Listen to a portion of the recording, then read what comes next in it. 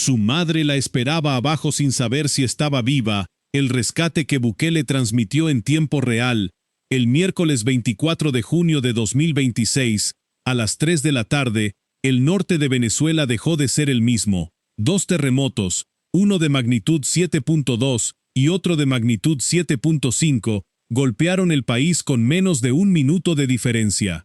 No fue un sismo, fueron dos golpes seguidos, como si la Tierra hubiera decidido castigar dos veces al mismo lugar, sin dar tiempo a reaccionar, sin dar tiempo a correr, sin dar tiempo a entender qué estaba pasando antes de que el segundo impacto terminara lo que el primero había comenzado. Los edificios que llevaban décadas de pie en La Guaira, en Catia la Mar, en Caraballeda, en Playa Grande, se vinieron abajo en cuestión de segundos. El polvo cubrió el cielo. Los gritos llenaron las calles. Las personas que estaban dentro de sus apartamentos en ese momento, cocinando, durmiendo, viendo televisión, hablando por teléfono, de repente se encontraron en la oscuridad más absoluta, rodeadas de concreto, sin saber si el edificio seguía en pie o si ya era una ruina. Y en el 9º piso de un edificio llamado Cumanagoto, en el sector de Playa Grande, una niña de 15 años quedó atrapada entre paredes de concreto derrumbadas, sin luz, sin salida visible, con su perrita Chanel apretada contra su pecho, esperando que alguien llegara. Su nombre es Camila Sofía Medina Rivas, y su madre estaba esperando abajo sin saber si su hija seguía viva. Lo que ocurrió durante las siguientes 13 horas es una de las historias más poderosas que ha generado este terremoto. No solo por el rescate en sí, sino por la forma en que el mundo se enteró de lo que estaba pasando. Porque Bukele no solo envió ayuda, Bukele siguió el rescate en tiempo real, lo publicó en tiempo real, y le habló al mundo entero desde su cuenta de X, mientras sus rescatistas rompían pared tras pared para llegar hasta Camila. Hay detalles de esta historia que no se han contado juntos en ningún otro lugar, y esos detalles cambian todo. Si usted quiere entender qué fue lo que pasó, quédese hasta el final de este video. Suscríbase a este canal si todavía no lo ha hecho. Aquí cubrimos El Salvador, su transformación, sus operaciones, sus historias hacia adentro y hacia afuera de sus fronteras. No nos interesa el titular rápido que se olvida al día siguiente. Nos interesa que usted entienda qué está pasando y por qué importa para toda la región. Haga clic en la campanita para recibir cada nuevo video. Y ahora sí, vamos con todo. Hay que entender primero la magnitud de lo que ocurrió en Venezuela para entender el peso de lo que hizo El Salvador. El terremoto del 24 de junio no fue una sorpresa geológica menor. El norte de Venezuela no registraba un evento de esta magnitud desde hacía más de un siglo. Dos sismos encadenados, separados por apenas 39 segundos, con epicentros en el estado de Yaracuy. El primero sacudió, el segundo derribó. Cuando el polvo comenzó a asentarse, el balance inicial era aterrador. Más de 230 muertos confirmados en las primeras horas, más de 4.300 heridos, edificios residenciales completos convertidos en montañas de escombros en cuestión de segundos. La Guaira, el estado costero más cercano a Caracas, quedó como una zona de guerra sin disparos. Las calles se militarizaron, los aeropuertos restringieron el acceso. Las autoridades venezolanas ordenaron que la única vía hacia el estado quedara libre exclusivamente para ambulancias y vehículos de emergencia. Y desde las ventanas de los edificios que todavía seguían en pie, los vecinos podían ver los huecos donde antes estaban las casas de sus vecinos. En las horas que siguieron, los balances continuaron subiendo. La ONU estimó que 6.76 millones de personas estuvieron expuestas al impacto directo del sismo. Las cifras oficiales del gobierno venezolano llegaron a reportar más de 920 muertos. Y organizaciones humanitarias internacionales comenzaron a circular listas con más de 50.000 nombres de personas cuyo paradero era desconocido. 50.000 nombres, cada uno de ellos con una familia en algún lugar esperando una llamada que no llegaba, mirando el teléfono, revisando redes sociales, preguntándole a cualquiera que tuviera información.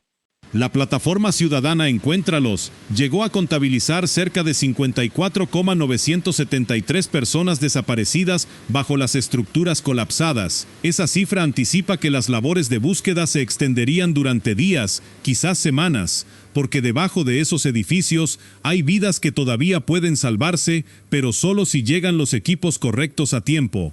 Y ese tiempo, en rescate urbano, no se mide en días, se mide en horas. Cada hora que pasa, reduce las probabilidades de encontrar sobrevivientes.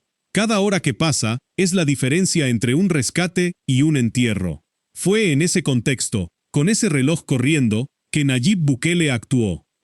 La noche misma del terremoto, el 24 de junio, Bukele publicó en su cuenta de X un mensaje de solidaridad con Venezuela. Nuestro corazón está con el pueblo de Venezuela en estos momentos difíciles. Les enviamos toda nuestra solidaridad y nuestras oraciones. Fuerza Venezuela. Pero Bukele no se quedó en las palabras.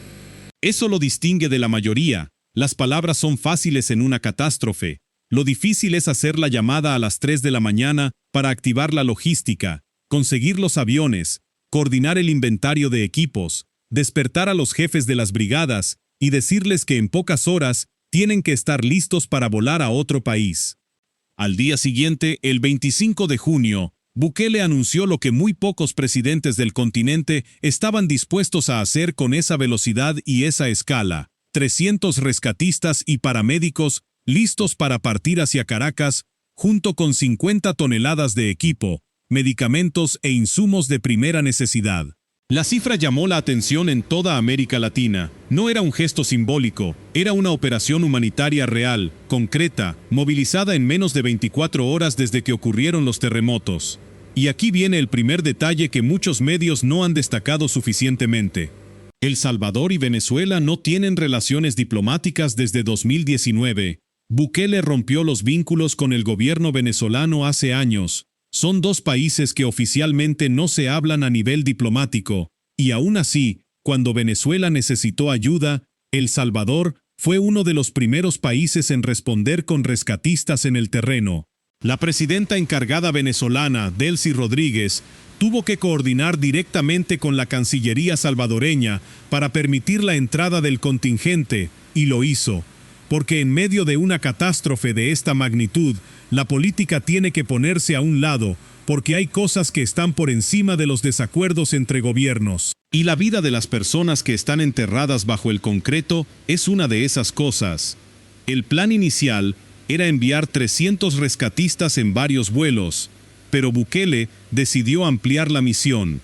En total, El Salvador despachó 6 aviones hacia Venezuela, 150 toneladas de insumos. 300 especialistas de élite operando bajo las siglas USAR El Salvador y OHR El Salvador, siglas que en las próximas horas se iban a convertir en sinónimo de esperanza para varias familias venezolanas que todavía no sabían que había salvadoreños buscando a sus seres queridos entre los escombros. El grupo USAR El Salvador no es una improvisación ni una agrupación reunida de emergencia. Es un contingente integrado por personal altamente especializado del Cuerpo de Bomberos, la Dirección General de Protección Civil, la Fuerza Armada de El Salvador, el Ministerio de Salud, la Policía Nacional Civil, la Cruz Roja Salvadoreña y los Comandos de Salvamento. Son profesionales entrenados para operar en estructuras colapsadas, para escuchar voces humanas bajo toneladas de concreto, para calcular cómo mover una viga sin derrumbar lo que queda encima, para canalizar una vena entre los escombros cuando no caben 2 personas en el espacio disponible. Son, en pocas palabras, exactamente el tipo de especialistas que Camila Sofía Medina Rivas necesitaba en el 9º piso de ese edificio. La mañana del viernes 26 de junio, los equipos salvadoreños concentraron sus operaciones en los edificios del sector Bahía Mar, en La Guaira. César Marroquín, coordinador de equipos tácticos de protección civil de El Salvador, informó que el personal ya había inspeccionado 6 puntos donde existía posibilidad de encontrar víctimas con vida. Las maniobras comenzaron antes del amanecer, y para la mañana ya habían logrado extraer con vida a 4 personas de entre los escombros de diferentes estructuras. Pero la historia que detuvo a toda América Latina llegó cerca del mediodía. Fue entonces cuando Bukele publicó en su cuenta de X las palabras que cambiaron el tono de todo ese día. Las palabras que hicieron que millones de personas en toda la región se detuvieran lo que estaban haciendo y leyeran 2 veces la misma frase. Hemos encontrado con vida a Camila Sofía Medina Rivas, una niña de 15 años atrapada junto a su mascota en el 9º piso de un edificio colapsado. Su madre la está esperando abajo con parte de nuestro equipo. Aún debemos romper varias paredes para llegar hasta ella, por lo que nuestros equipos han llevado más herramientas. Ya contamos con la maquinaria y el personal con la experiencia necesaria para abrir el paso. Primero Dios, pronto lograremos rescatarla. Hay una frase ahí que vale la pena leer otra vez. Su madre la está esperando abajo, no en un hospital, no en un refugio temporal, no a varios kilómetros de distancia esperando una llamada, abajo. En la base del mismo edificio que se derrumbó sobre su hija, parada frente a los escombros, mirando hacia arriba, escuchando el ruido de las máquinas que trabajaban para llegar hasta Camila, viendo entrar y salir a rescatistas con cascos y herramientas, sin poder hacer nada más que esperar y confiar. Eso es lo que vivió la madre de Camila durante más de 13 horas. Y ese detalle, esas pocas palabras que Bukele eligió incluir en su publicación, convirtieron un operativo de rescate en una historia humana que cualquier persona en cualquier país del mundo puede sentir. Bukele no se fue a dormir. Bukele no delegó la comunicación en un vocero de gobierno. Bukele siguió el rescate en tiempo real y lo transmitió al mundo entero desde su teléfono, como si estuviera sentado en esa sala de operaciones junto a sus equipos, con la misma tensión, con la misma expectativa. Horas más tarde, publicó un audio que se volvió viral en pocas horas. Era la comunicación grabada entre los rescatistas salvadoreños y Camila, registrada en el interior del edificio, mientras los hombres trabajaban para abrirse paso entre el concreto. En ese audio se escucha algo que pocas veces se tiene la oportunidad de escuchar: la voz de un rescatista hablándole a una adolescente atrapada con una calma que solo da el entrenamiento profesional y la experiencia acumulada en situaciones de emergencia real. No hay pánico en esa voz, no hay urgencia disfrazada de calma. Hay una serenidad genuina, la serenidad de alguien que sabe exactamente lo que está haciendo y que quiere que la persona del otro lado lo sepa también. Es un gusto saludarte de parte de nosotros los salvadoreños, y estamos aquí para hacer todo lo posible, lo necesario que esté a nuestro alcance. Y luego, queremos que te mantengas fuerte, enérgica, para que sigas ayudándonos con todos los sonidos que tú puedas transmitirnos. Camila respondía desde su espacio entre los escombros. En los días que llevaba atrapada, había logrado adecuar un pequeño lugar donde esperar. Tenía a Chanel, su perrita, con ella, y ahora tenía voces salvadoreñas al otro lado del concreto diciéndole que ya casi llegaban, pidiéndole que hiciera ruido para guiarlos, pidiéndole que se mantuviera fuerte. Ya casi, Cami. Ese fue el mensaje que Bukele eligió para acompañar el audio en su publicación de X. 4 palabras que recorrieron toda América Latina en cuestión de horas. Pero el rescate no fue rápido. Nunca lo es en estas condiciones. Los equipos salvadoreños debían romper varias paredes para llegar hasta ella. Necesitaban herramientas adicionales que fueron llevadas al lugar durante la operación. Necesitaban maquinaria especializada para abrir el paso sin provocar un nuevo derrumbe en una estructura que ya estaba al límite de su capacidad. Cada golpe de martillo tenía que ser calculado. Cada movimiento de escombros tenía que ser evaluado antes de ejecutarse. Porque un error en ese 9º piso podía significar que el techo que todavía sostenía a Camila terminara aplastándola. El margen de error era 0, el peso de la responsabilidad era todo. Y mientras eso ocurría, la madre de Camila seguía esperando abajo. Fue entonces, cerca de las 11 de la noche del viernes, cuando Bukele publicó una nueva actualización que partió el corazón de todo el que la leyó. Los equipos habían logrado rescatar a Chanel, la perrita de Camila. El animal estaba sano y salvo, pero Camila todavía permanecía entre los escombros. Los equipos continuaban trabajando para generar el espacio necesario y realizar el rescate de forma segura. Piense en lo que eso significó para la madre que esperaba abajo. Saber que la perrita de su hija había salido. Saber que sus rescatistas ya habían llegado lo suficientemente cerca como para sacar a ese animal. Saber que faltaba poco, que estaban ahí, que no se habían rendido, pero todavía no saber cuándo, todavía no poder abrazar a su hija, todavía mirando hacia arriba. La operación se prolongó durante toda la noche, 13 horas en total desde que los equipos localizaron a Camila hasta que lograron extraerla. 13 horas de trabajo ininterrumpido en el 9º piso de un edificio que no debía moverse ni un centímetro más, con herramientas de precisión quirúrgica, con una adolescente al otro lado de la pared respondiendo a los sonidos para guiar a sus rescatistas hacia ella. Y a las 2:17 de la madrugada del sábado 27 de junio, hora de El Salvador, Bukele publicó las palabras que toda América Latina estaba esperando. Hemos rescatado a Camila. Gracias Dios por utilizarnos de esta manera. Fuerza Venezuela. Los videos que acompañaron ese mensaje mostraron a Camila Sofía saliendo del edificio en una camilla, con una máscara de oxígeno en el rostro y haciendo un gesto de corazón con las 2 manos hacia la multitud que esperaba afuera. Tenía 15 años, había pasado más de 2 días entre escombros, y aún así encontró fuerzas para hacerle un corazón al mundo con sus manos. Ese gesto dio la vuelta al continente. La historia de los rescatistas salvadoreños en Venezuela no terminó con Camila, porque mientras ese rescate se desarrollaba, los mismos equipos ya habían salvado a Nayarit Colmenares, de 39 años, atrapada en el 6º piso de otro edificio colapsado. Los especialistas le canalizaron una vena entre los escombros para hidratarla y estabilizarla mientras continuaban las maniobras, y después de 7 horas lograron extraerla con vida. Al día siguiente rescataron a Marlene Angulo, de 69 años, después de más de 60 horas bajo los escombros. Y en el edificio Nautilus, junto a equipos estadounidenses y venezolanos, extrajeron a una persona que llevaba casi 70 horas bajo el concreto. En uno de esos rescates, mientras trasladaban a la persona rescatada, se escucha en el video a los propios rescatistas gritando: «Vamos a Salvador, gracias por el apoyo».